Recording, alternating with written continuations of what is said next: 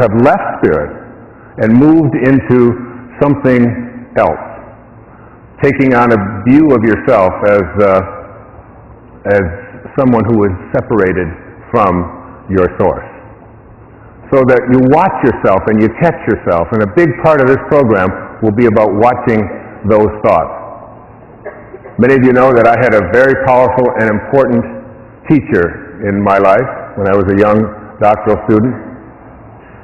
He was perhaps the most significant teacher in the professions of my life. He wrote a very important book back in the 1950s called Modern Man in Search of a Soul. His name was Carl Jung. And Carl Jung had others in his life who were students of his, and one of those was Abraham Maslow.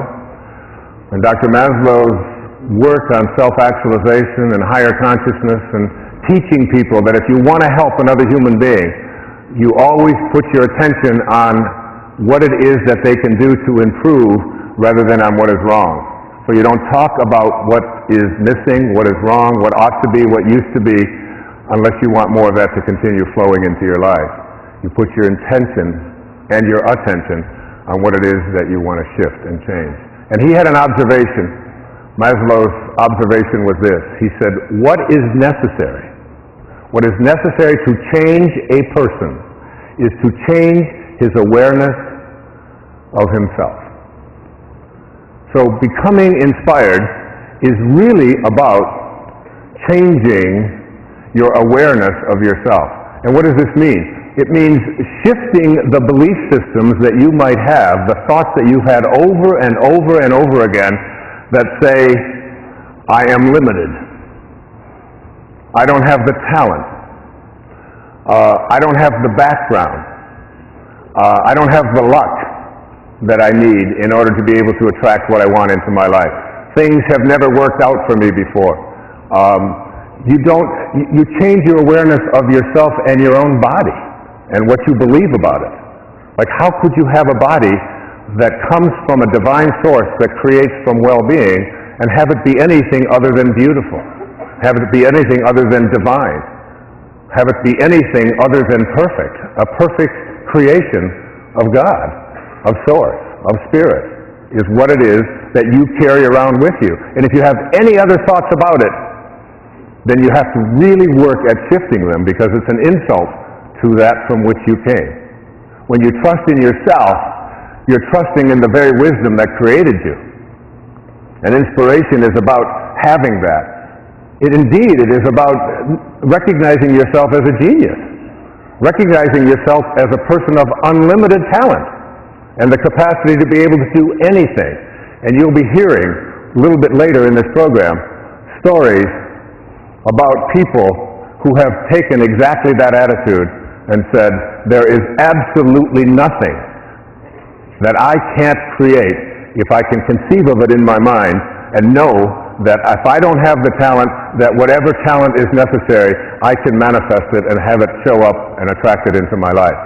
Whatever financing is necessary, I have the ability to be able to connect myself to that. It's a knowing. It's a powerful knowing. I've been introduced a lot of times as the father of motivation. I don't know. First of all, I'm already the father of enough. All right? 8 is enough. All right? So I don't need another one named motivation to be the father of. And I'm also pretty aware that it's difficult to motivate anyone. I don't know that you really can motivate another human being. In the process of being a parent and then being a teacher, a school teacher at one time, a college professor, a lecturer all around the world, teaching on larger stages and smaller stages, and working with my own family and so on, I really kind of think that we come into this world and we have an agenda that we need to fulfill, and that the best intentions of somebody else wanting them for you isn't enough to motivate them. It has to come from within. And I think you can provide some guidance, and you can provide some motivation, perhaps in the way of encouragement and being a model of what it is that you'd like people to do, but two people can be raised in the very same family and have the identical experiences, and one of them can go one way and one goes completely another way. I know it's true in my own family as well. So that if motivation is getting a hold of an idea and taking this idea to its logical conclusion and not letting anything interfere with that, that's motivation. And we say a motivated person doesn't allow obstacles to show up in their life and doesn't allow for anyone to interfere with them, and is really highly directed towards a particular goal. So motivation is getting a hold of an idea and carrying it out. And we want to think of ourselves as motivated, and I think it comes from within. If that's what motivation is, inspiration is the exact opposite. Inspiration is when an idea gets a hold of you and takes you where you were originally intended to go in the first place. It's very different than motivation.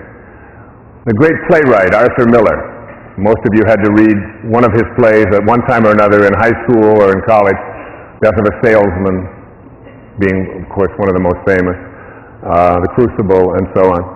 Arthur Miller was passed away recently, but he was 88 years old, and he had another play on Broadway at the age of 88. And he was asked a question in an interview in the New York Times, are you working on another play? And his answer really intrigued me. He said,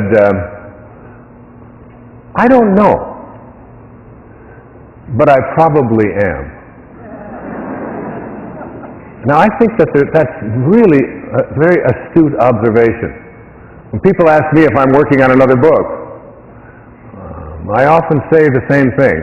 I probably am. That there's something bigger. There's something that is greater in our lives. And when we connect to it, we allow it to take us where we were intended to go when we signed up for this whole visit in the first place, called our incarnation into being a human form for this little parentheses in eternity. Just a little parentheses in eternity. I have one of my very favorite observations of this subject about inspiration from a story written about a man named Wolfgang Amadeus, Mozart, of course. From an essay, Where Madness is Psyche's Only Nurse, it's called. It seems a would-be composer came to Mozart seeking his advice. How do I write symphonies, he asked. Mozart replied, well, you're young yet. I think you should begin by composing minuets. The young man was greatly annoyed and exclaimed, but you were writing symphonies when you were only 9 years old. Yes, Mozart responded, but I didn't ask anyone how to do it.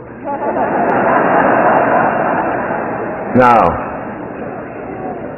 the writer of this essay goes on to say that the most agonizing thing about this little Mozart story is that Mozart was not speaking from inflation, but from simple, truthful modesty. The reason Mozart didn't have to ask anyone how to write symphonies is that symphonies presented themselves to him, invented, enlarged, produced all at once in what he described as lively dreams. Dreams that were so forceful that Mozart had to stop doing what he was doing, otherwise, and write out what he heard, almost as if something beyond Mozart's consciousness desired these symphonies to be written. Now, that is very, very powerful teaching, that these great symphonies that Mozart wrote presented themselves to him, and he couldn't stop it. Do you know, you don't have to be a Mozart to be in spirit. You can find your calling by just being willing to listen, by just being willing to be someone who knows that it may not be in the writing of a symphony that you're called to.